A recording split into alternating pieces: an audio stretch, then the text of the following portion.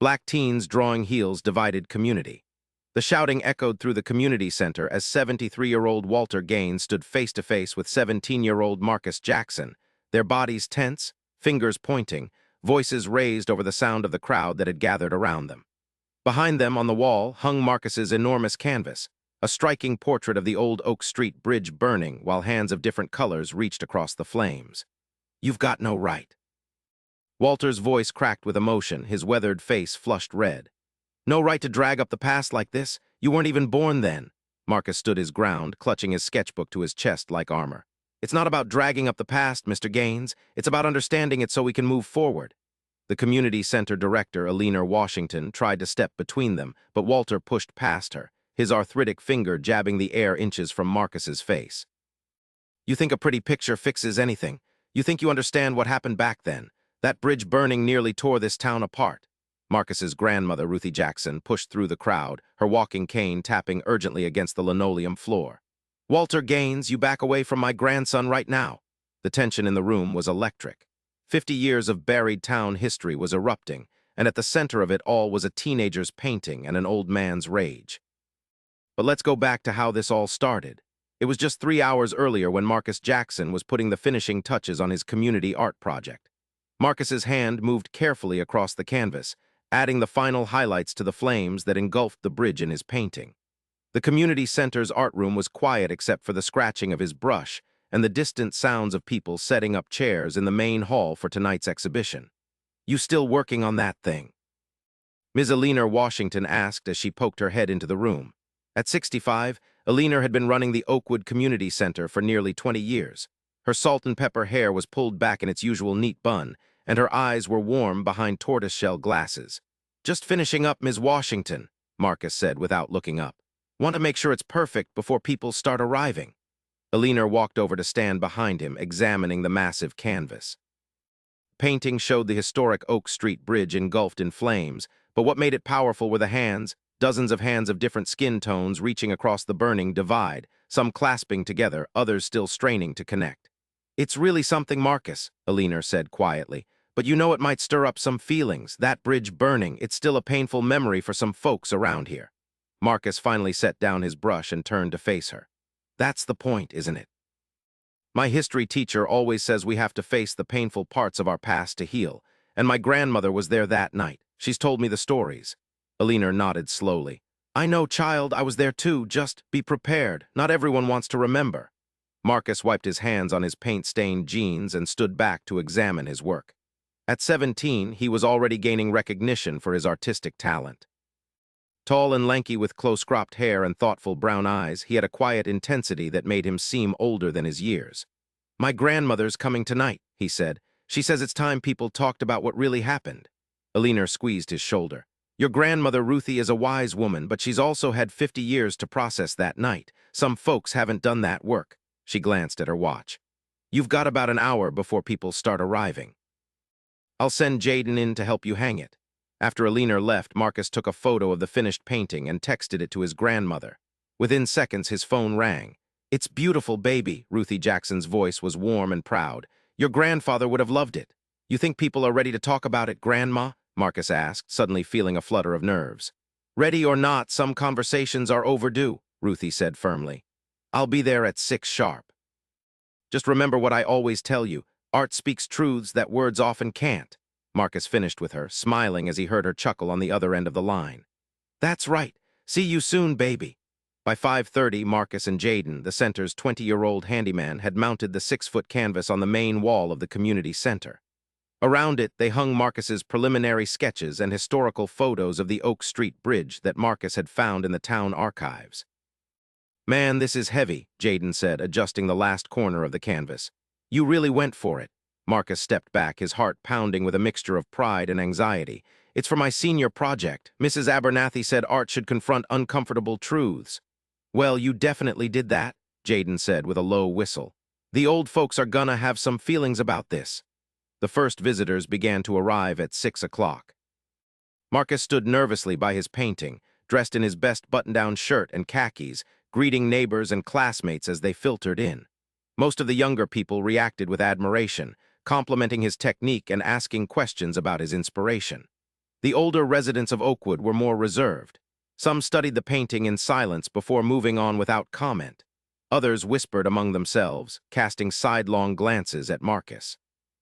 His grandmother arrived exactly at 6, as promised. Ruthie Jackson walked slowly with her cane, but her posture was proud, her gray-streaked hair styled elegantly for the occasion. At 71, she remained one of the most respected figures in Oakwood's black community. "There's my artist," she said, embracing Marcus tightly. "Let me look at it properly now." She stood before the canvas, taking in every detail with careful consideration. "You captured it, baby," she said finally, her voice thick with emotion. "That's exactly how it was." A small crowd had gathered around them, listening. "Mrs. Jackson," said a middle-aged woman whom Marcus recognized as the local librarian. "Were you really there that night?" Ruthie nodded solemnly. "I was 19 years old. Your father was there too, if I recall correctly." The crowd grew as Ruthie began to share her memories. Marcus felt a surge of satisfaction. This was exactly what he had hoped for. A chance for the town to finally discuss what had happened 50 years ago when the Oak Street Bridge had burned during the height of local civil rights tensions. Then, at 6:15, the community center doors swung open, and Walter Gaines walked in. At 73, Walter was still an imposing figure, tall and broad-shouldered with a full head of white hair. He had been the town's mayor in the late 90s and still wielded considerable influence. His family owned Gaines Hardware, a fixture in Oakwood since the 1940s. The room quieted as Walter made his way through the crowd, nodding curtly to people as he passed.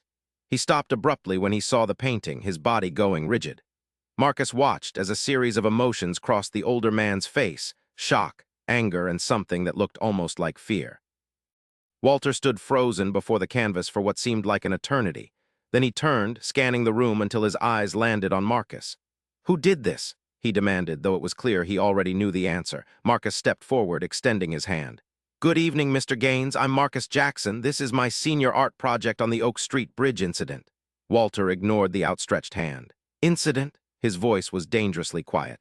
"Is that what they're calling it now?" Ruthie moved to stand beside her grandson. "Hello, Walter. It's been a while." Walter's jaw tightened at the sight of her. "Ruthie, I should have known you'd be behind this."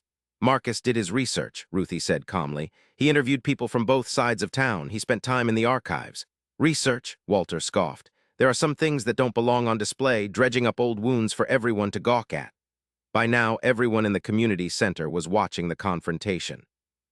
Eleanor Washington moved closer, clearly concerned about where this was heading. "Mr. Gaines," Marcus said, trying to keep his voice respectful, "the painting isn't meant to accuse anyone. It's about how tragedy can eventually lead to healing and connection." Walter's face darkened. "Healing, connection, that bridge burned because of agitators and troublemakers, and now you're making it into some kind of statement." "It was a protest that got out of hand," Ruthie countered, her calm beginning to fray. "And there were good people on both sides who got caught in the middle. Good people lost their livelihoods," Walter's voice rose. "My father's store was vandalized that same night, and people lost their lives trying to cross that bridge to get to the hospital," Ruthie shot back, her grip tightening on her cane. The tension in the room was building by the second.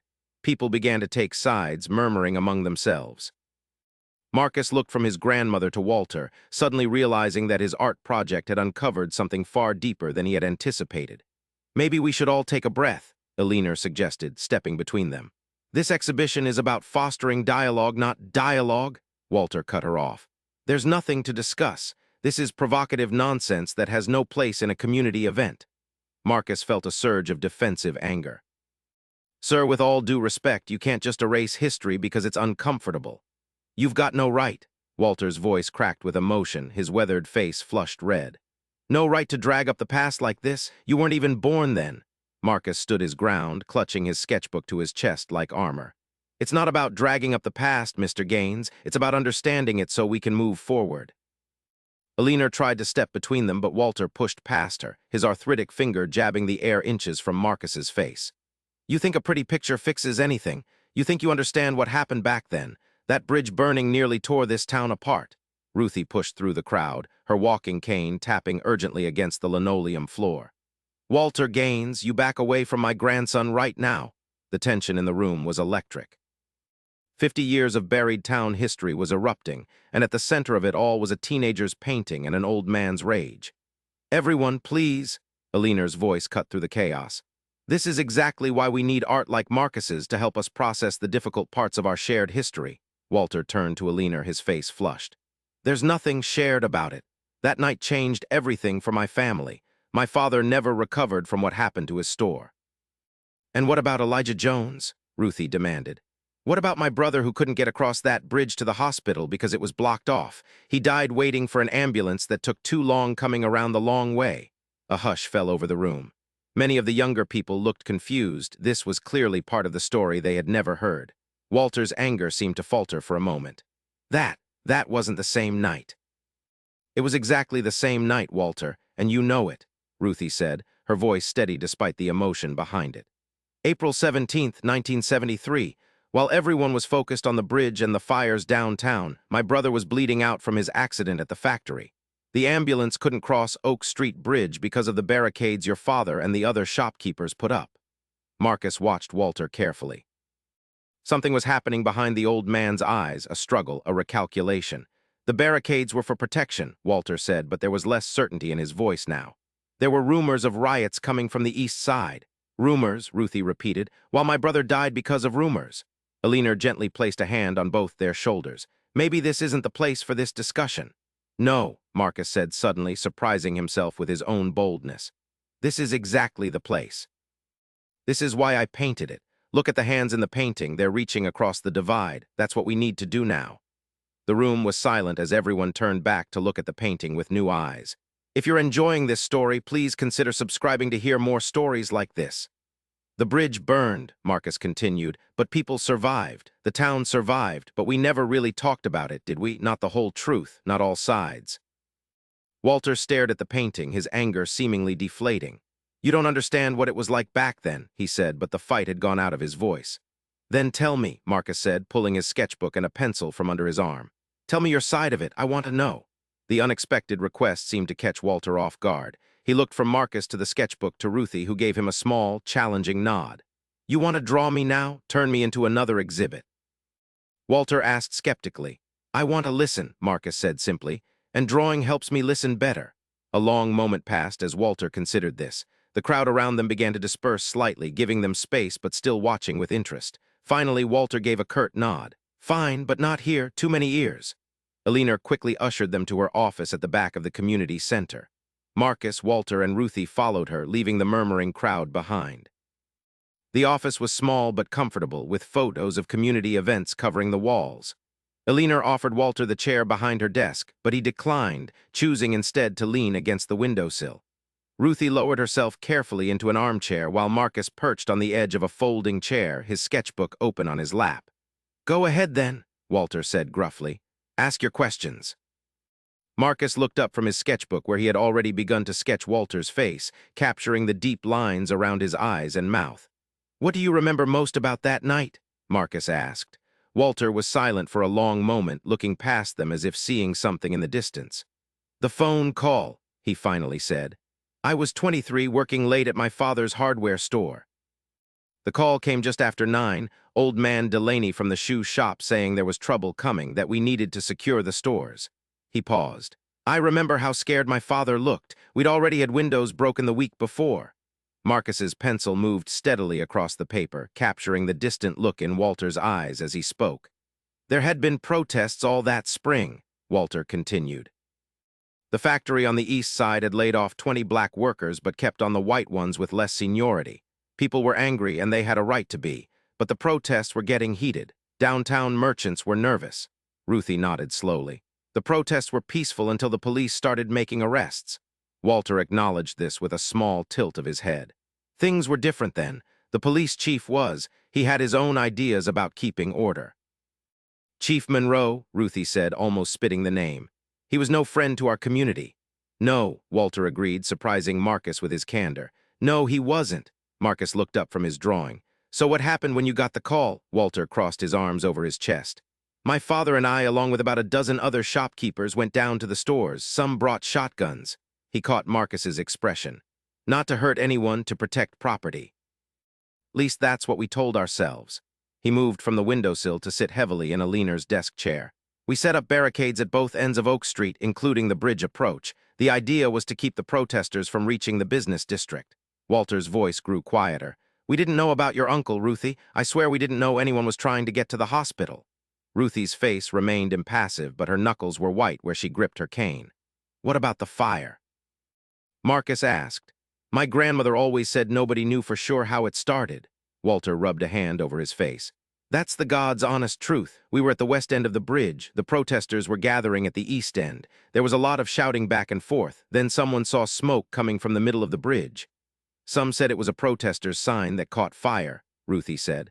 Others blamed a Molotov cocktail from the shopkeeper's side. I didn't see who started it, Walter admitted. But I remember watching it spread. The old wooden planks went up so fast, and then everyone was running both sides just trying to get away from the flames.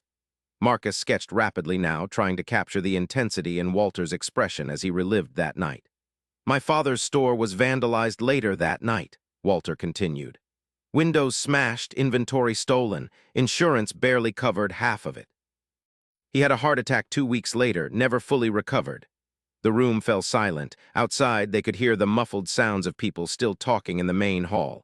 I lost my brother, Ruthie said finally. You lost your father in a way. The whole town lost something that night. Walter nodded slowly. Yes, I suppose we did. Marcus turned his sketchbook around, showing Walter the drawing he had made, a powerful portrait that somehow captured both the young man Walter had been and the elder he had become, eyes filled with a complex mixture of anger and regret. Walter stared at it, visibly moved. You've got a gift, boy, he said roughly. Mr. Gaines, Marcus said carefully, would you be willing to share your story with the people out there? I think it matters that they hear all sides. Walter hesitated, looking from Marcus to Ruthie to Alina. It's been 50 years, Walter, Alina said gently. Maybe it's time. After a long moment, Walter nodded. All right, but you come with me, he said to Marcus, and bring your drawing. The four of them returned to the main hall, where people were still clustered around the painting, discussing it in hushed tones. A path cleared as they approached. Walter stood before the painting again, this time with Marcus beside him. Ruthie and Alina hung back slightly, giving them space. Folks, Walter said, his voice carrying across the now quiet room. I owe this young man an apology, and maybe I owe all of you some truth. For the next 20 minutes, Walter told his story, the fear, the barricades, the fire, and the aftermath. He spoke of his father's store and his heart attack, of the divisions that deepened in Oakwood after that night. When he finished, Ruthie stepped forward and, to everyone's surprise, took Walter's hand in hers. My brother Elijah was 24, she said, addressing the crowd. He was working late at the factory when a machine malfunctioned, cut him bad. His friends tried to get him to the hospital, but they couldn't cross the bridge because of the barricades. By the time the ambulance reached him by the alternate route, he had lost too much blood. A heavy silence fell over the room. I blamed the shopkeepers for years, Ruthie continued. Blamed Walter and his father specifically because theirs was the name everyone knew. It was easier than blaming a system that put us all against each other. Marcus watched the two elders standing side by side, former adversaries united by shared pain and the passage of time. Look at the painting again, Marcus said, stepping forward. Look at the hands reaching across the flames. That's us, all of us, trying to connect despite the fires that separate us. He held up his sketchbook, showing the portrait he had drawn of Walter. This is Mr. Gaines as he is now and as he was then, a person with a story just like all of us. Walter cleared his throat. I've avoided talking about that night for decades, avoided Ruthie Jackson too if I'm being honest, but maybe this young man is right, maybe we need to reach across. It's not easy, Ruthie acknowledged, but necessary. Alina Washington stepped forward then. I think Marcus's exhibition has done exactly what art should do, provoke thought, conversation, and maybe even healing. The atmosphere in the community center had transformed. People who had been standing in separate groups began to mingle, to talk. Older residents started sharing their own memories of that time with younger ones who listened with newfound interest. Marcus found himself surrounded by classmates and neighbors, all wanting to know more about his research, his process, his inspiration. But he kept looking over at Walter and Ruthie, who remained side by side, occasionally exchanging quiet words. As the evening wound down, Walter approached Marcus again. That picture you drew of me, he said, nodding toward the sketchbook. I'd like to see more of your work sometime. Marcus blinked in surprise. Really? My granddaughter Sarah, she's about your age. Always drawing too, not half as good as you though. Walter hesitated. Maybe you could give her some pointers sometime. Before Marcus could respond, Walter continued, "And I've been thinking that empty storefront next to the hardware store, been sitting vacant too long, might make a decent art gallery or studio space. Town could use something like that." Marcus stared at him, processing the implication. "Are you offering, just thinking out loud?" Walter said gruffly. "But stop by the store sometime. We can talk about it." With that, he nodded curtly and moved away to say his goodbyes to a leaner. Ruthie appeared at Marcus's side, watching Walter go. "Well, I never thought I'd see the day," she murmured. "What just happened?" Marcus asked, still stunned. Ruthie smiled. "I believe Walter Gaines just offered you a gallery space, baby, and more importantly, he just took a step across that burning bridge." By 9 o'clock, the community center was nearly empty. Marcus, Ruthie, and Alina sat in the folding chairs facing the painting, exhausted but exhilarated by the evening's events. "Did you ever imagine your art project would have this kind of impact?" Alina asked, patting Marcus's knee. Marcus shook his head. "I just wanted to tell the story. I never expected all of this." "Art has power," Ruthie said. "More power sometimes than speeches or protests. It makes people feel things they might otherwise avoid." Alina nodded in agreement. "The question is, what happens next? I'm going to talk to Mr. Gaines about that storefront," Marcus said decisively. "Not just for me, but for other young artists in town. East Side, West Side, doesn't matter. A place where everyone's welcome." "That sounds like exactly what Oakwood needs," Alina said. "A bridge of a different kind." The following morning, Marcus was surprised to find Walter Gaines waiting outside the community center when he arrived to collect his painting. "Thought you might need help getting that big canvas home," Walter said by way of greeting.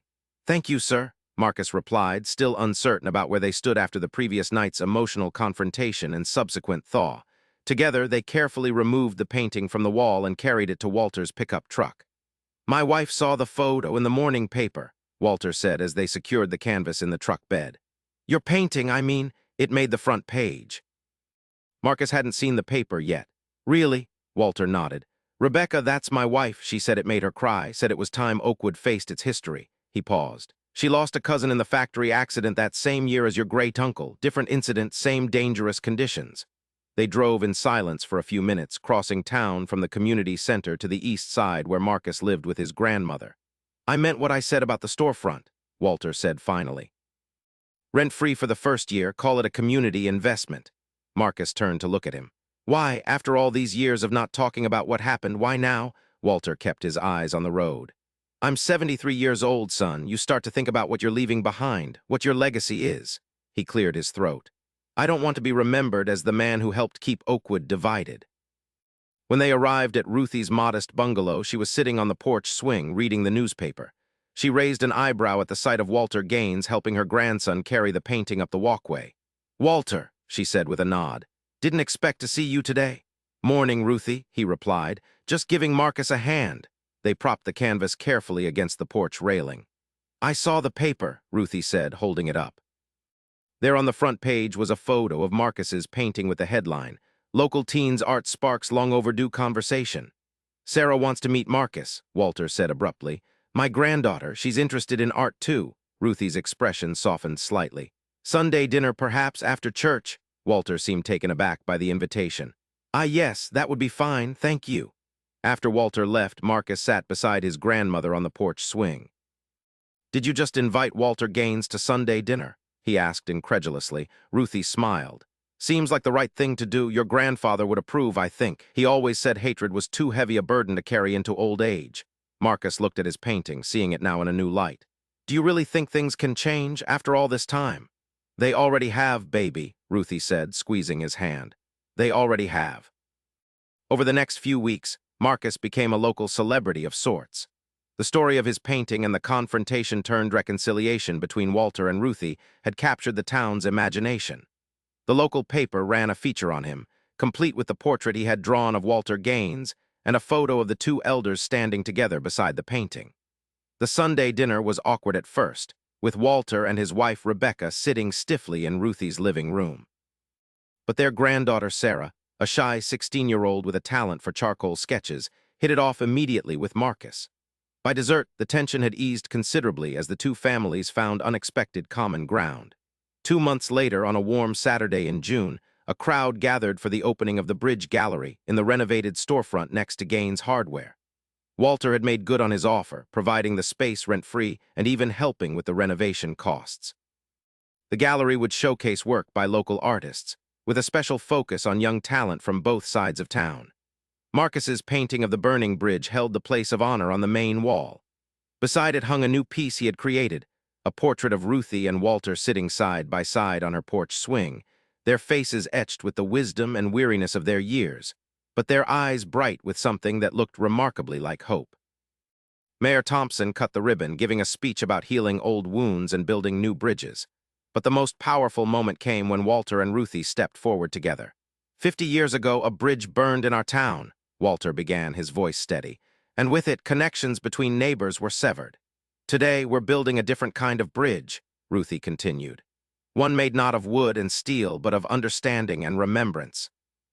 They each held one end of the ribbon as the mayor cut it, symbolically joining what had once been divided. The gallery quickly became a gathering place, not just for art lovers, but for community dialogue. Eleanor Washington organized a series of conversations about Oakwood's history, both the painful parts and the proud ones. Older residents shared their stories, which Marcus and other young artists transformed into a collaborative multimedia exhibit called Voices of Oakwood. 6 months after the gallery opening, Marcus received his acceptance letter to the State University's prestigious art program, complete with a full scholarship.